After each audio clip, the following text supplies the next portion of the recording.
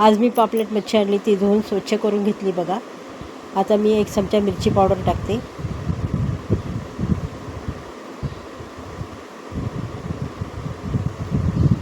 थोडासा गरम मसाला टाकते. अद्रक लसूणची पेस्ट टाकली आणि चवीपुरतं मीठ घातलं आहे. आता ते मसाला मिक्स करून घेते आणि त्या पापलेटला असं लावून घेते बघा. असं सर्व लावून घ्यायचा. हे बघा, सर्व असं लावून घेतलं मी एका पापलेट. आता दुसरा पण लावून घेतला व्यवस्थित. आणि आता 1 चमचा रवा घेतला मी, बारीक रवा.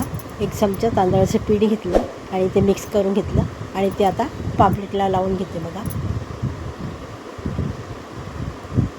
हे असं सर्व लावून घ्यायचं. आणि गॅसवर मी पॅन ठेवला, त्यात थोडं तेल घातलं आहे. थोडं तेल घालायचं, जास्त घालायचं नाही. हे बघा, आता त्यावर मी पापलेट मच्छी टाकते.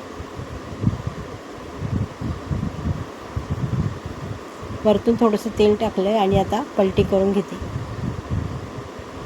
असं पलटी करून घेतलं. दुसरी बाजू पण चांगली शेकून घेते. आणि हे आता काढून घेतल्यानंतर दुसरं पण असंच बनवून घेतलं बघा. रेसिपी आवडली असेल तर लाईक करा, शेअर करा, सबस्क्राईब करा. धन्यवाद.